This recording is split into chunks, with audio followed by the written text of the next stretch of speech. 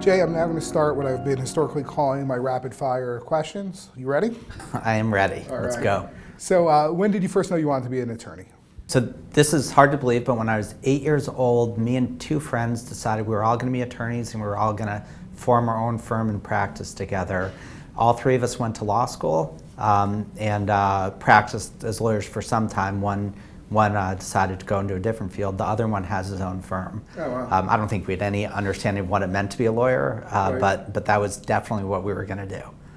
Do you have a favorite attorney or favorite firm to litigate against? My favorite defense attorney is Steve Rummage because he is smarter than I am. And he keeps beating us, but he beats us on intellectually honest grounds. Right. And Can't be mad at him. I can't, but I owe him. I owe him a couple. Right. But he's great. He's a really smart and thoughtful guy. Is that Davis Wright and Tremaine, right? Correct. Okay. I probably cost him a ton of business. What do you think is the biggest change to the class action landscape in the previous 5 years? I think it's Ted Frank. I think that he has changed the landscape in terms of settling class actions for the better. What's your favorite legal movie? Presumed Innocent. That's a good one. And your favorite non-legal movie? Good Will Hunting. That's a great one. You're a Boston native, right, or the Yeah. area? So, do you have any book that you've gifted a lot during your career? The Tao of Pooh. Nice. I don't know if you've I know read it. Yeah. Yeah, it's actually I was a philosophy major in college, Right. and I think it's a terrific book. It's a great choice. What was your least favorite law school class, and why? I didn't like the theoretical classes. I didn't. As a philosophy major, that surprises me a little bit. Yeah, that's probably true. That's irreconcilable. Probably my least favorite was actually constitutional law. I think I know what you're going to say here, but if you had to identify a particular growth area within class action law, what would that be? Privacy. Right. Which case was worse, in your opinion, for the plaintiff's bar? Carrera, Concepcion, or Dukes?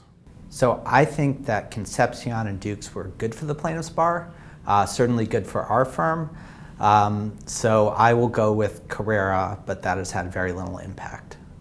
On your right. So I have to ask the follow-up, why are Concepcion and Dukes good for the plaintiff's bar?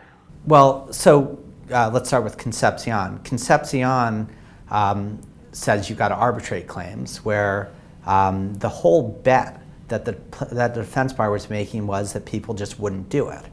We started bringing arbitrations, and what we realized was it cost between $40,000 and $60,000 to defend an arbitration.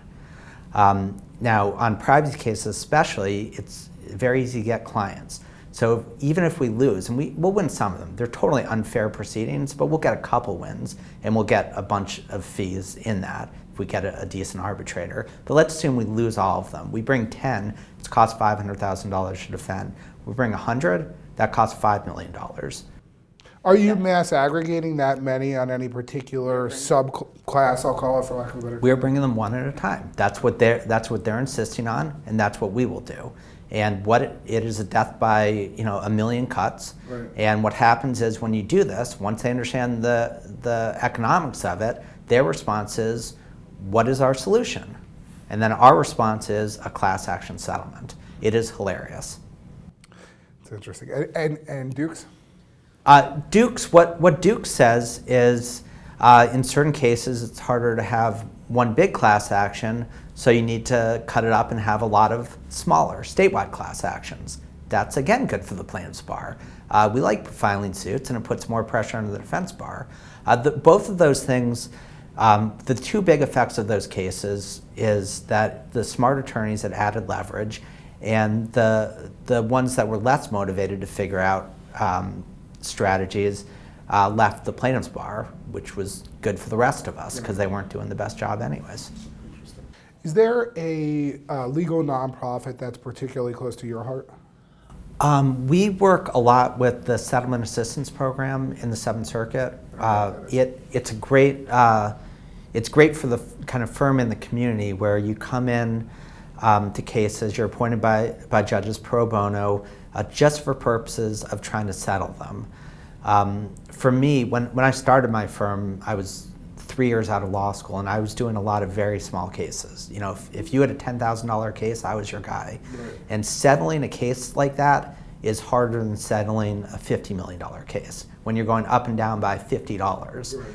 And so that's what these cases are like. And so having our attorneys kind of learn how to negotiate, which is really the key of being a good plaintiff's attorney on those small cases, is really important. And you're doing a real service to these plaintiffs and to the courts as well. Everybody wins.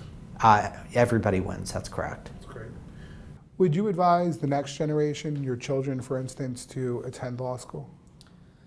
It depends on the person. I think it depends on the person and depends on what type of lawyer they want to be. If I were going into law